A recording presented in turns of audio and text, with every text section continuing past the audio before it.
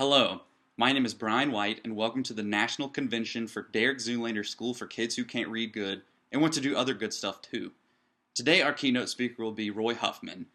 Roy was born on May 7th, 1993, which means his birthday is always during finals week. Very unfortunate.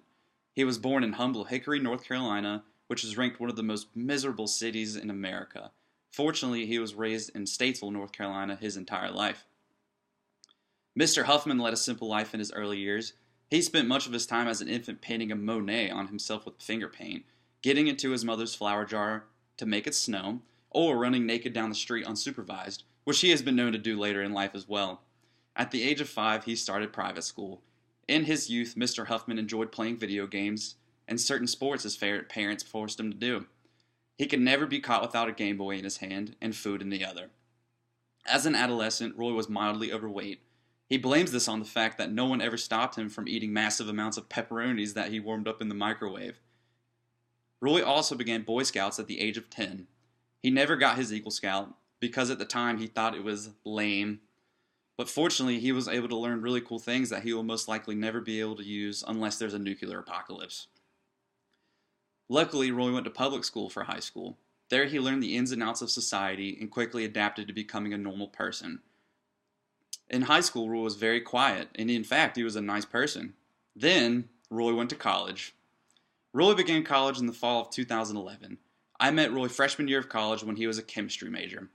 Roy got a solid 1.7 GPA for the first semester, leading him to eventually change his major to accounting his sophomore year.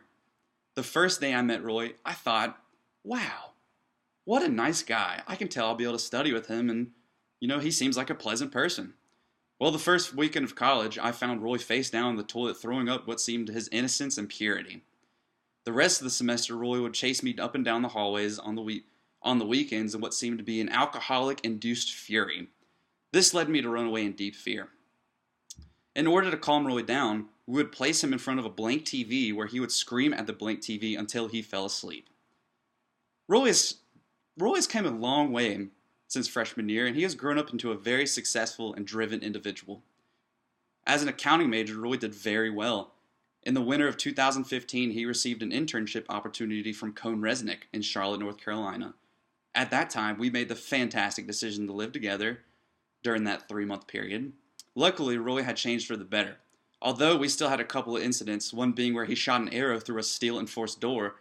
He cranked that 70-pound sucker back, and before you know it, there was a giant hole in the door and an arrow sticking out of it.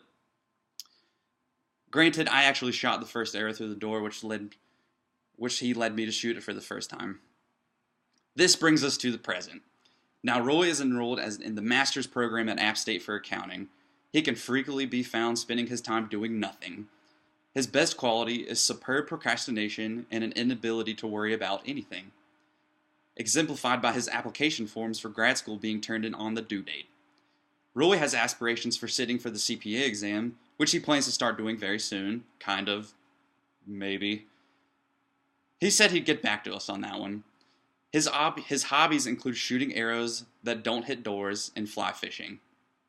Roy also owns a 3-year-old dog named Trout that he has had since he was a puppy. Trout is a great dog. In fact, Roy has been quoted as saying that he is better than most people. Overall, Roy is a fantastic individual, and I am very happy I have the pleasure of meeting him.